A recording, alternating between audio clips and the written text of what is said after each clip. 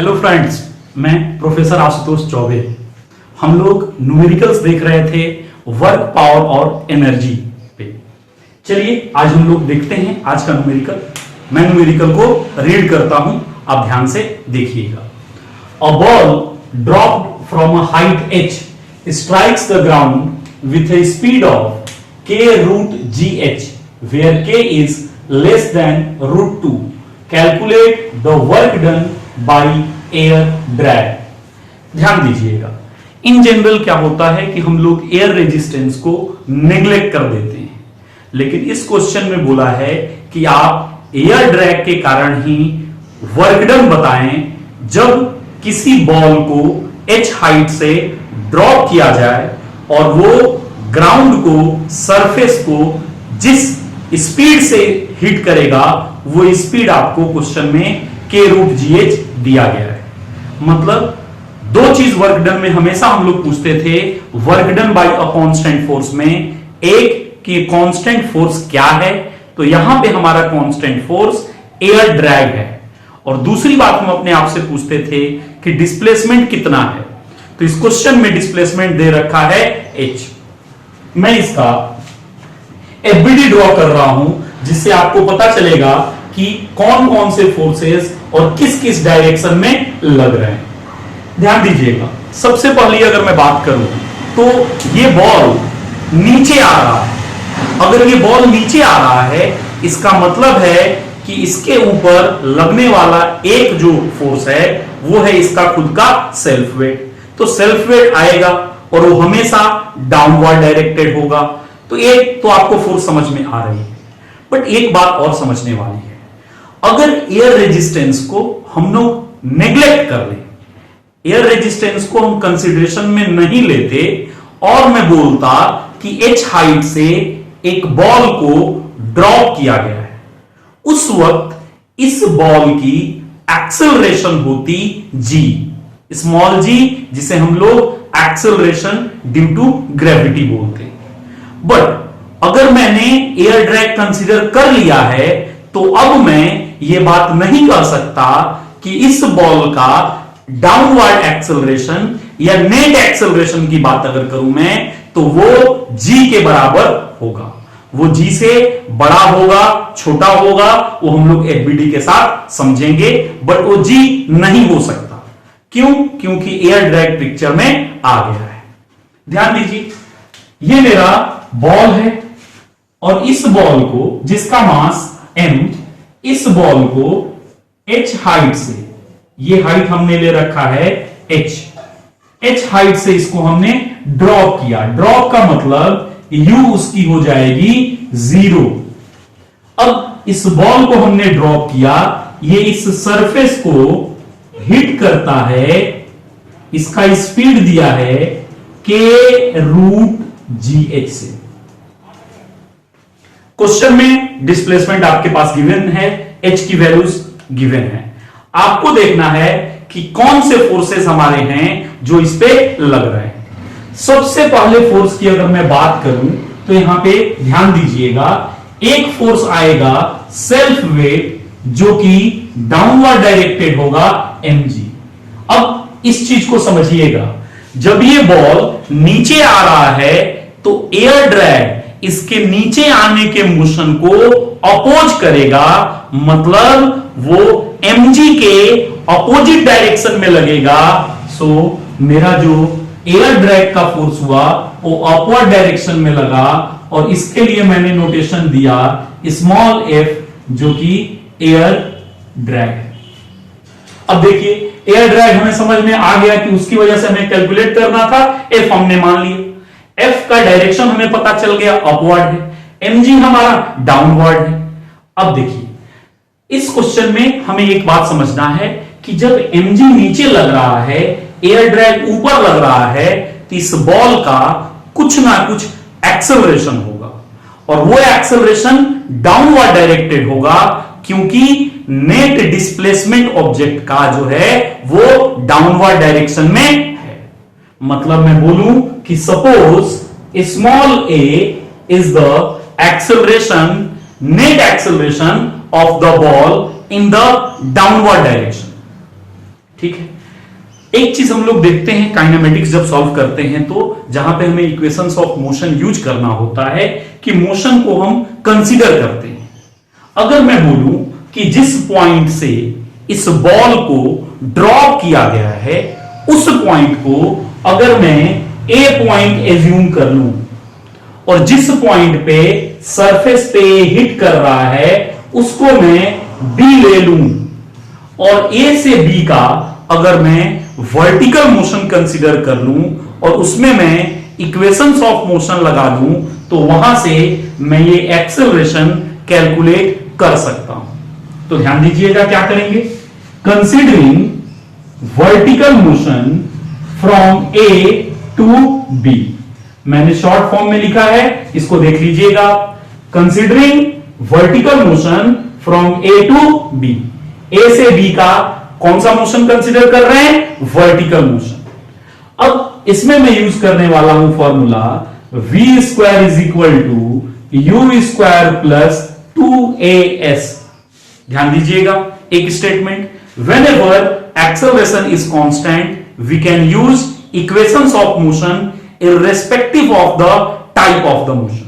Motion के type से हमें कोई मतलब नहीं है कि मोशन हमारा वर्टिकल हो रहा है या हॉरिजॉन्टल हो रहा है या कर्व में हो रहा है, बस एक्सेलरेशन कांस्टेंट है तो हम लोग इक्वेशंस ऑफ मोशन यूज कर पाएंगे। अब एक क्वेश्चन आपके दिमाग में आया होगा कि सर इक्वेशंस ऑफ मोशन में तीन इक्वेशन हैं, s is equal to u t plus half a t square, v is equal to u plus a t, v square is equal to u square plus 2as। आपने यही formula क्यों use किया? तो ध्यान दीजिए, मैं देख रहा हूं कि इस फॉर्मूले में क्या क्या मेरे पास गिवन है और क्या क्या नहीं दिया गया है। जब मैं बोल रहा हूं considering vertical motion from A to B, तो ए मेरा इनिशियल पोजीशन है, बी मेरा फाइनल पोजीशन है। यू होता है इनिशियल वेलोसिटी, मतलब इनिशियल पोजीशन पे जो वेलोसिटी होती है उसकी, और इस क्वेश्चन में वो इनिशियल वेलोसिटी 0 दिया गया है क्योंकि क्वेश्चन बोल रहा है बॉल इज ड्रॉप्ड। ध्यान दीजिए दूसरी बात, जब ये बॉल इसको हिट कर रहा है उस वक्त की भी वेलोसिटी आपके पास गिवन है और वो है k under root g h. तो मेरे पास u और v गिवन है। ध्यान दीजिए एक्सेलरेशन, जो नेट एक्सेलरेशन है बॉल का, जो फाइंड करने में मैं इंटरेस्टेड हूं, वो हमारे पास अननोन है, और a से b तक का डिस्प्लेसमेंट मेरे पास s दिया गया है। इन सारी चीजों को अगर मैं पुट कर दूंगा तो एक इक्वेशन में केवल एक अननोन रह जाएगा और वो है एक्सेलरेशन का, और एक इक्वेशन से एक अननोन बड़े ही आसानी से आप कैलकुलेट कर पाएंगे। मतलब हमें समझा कि इस इक्वेशन में v square is equal to u square plus 2as से net acceleration of the ball जो कि डाउनवर्ड डायरेक्टेड है वो हम लोग कैलकुलेट कर पाएंगे। ध्यान दीजिए v की वैल्यू क्वेश्चन में दिया गया है k under root g h, वो मैंने ले लिया, उसका square is equal to u 0 का स्क्वायर plus 2 into acceleration a into एच। यहां से अगर मैं देखूं तो ये होगा k square g h will be equal to 2ah।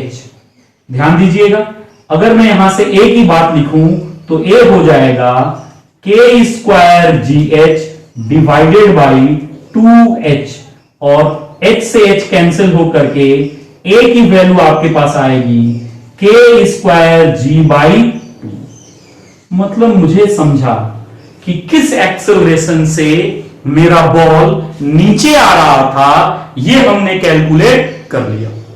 अब अगला पार्ट हमारा, हमें समझ में आ गया कि mg नीचे लग रहा है, एयर ड्रैग ऊपर लग रहा है, और इस बॉल को net acceleration, total acceleration downward direction में a है, और उस a की values k square g by 2 है।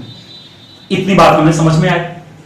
जब वर्क डन कैलकुलेट करना है तो हमें फोर्स के बारे में सोचना पड़ेगा, हमें डिस्प्लेसमेंट के बारे में सोचना पड़ेगा। और ये फोर्स एयर ड्रैग निकालने के लिए मुझे इस बॉल के लिए न्यूटन सेकेंड लॉ अप्लाई करना पड़ेगा।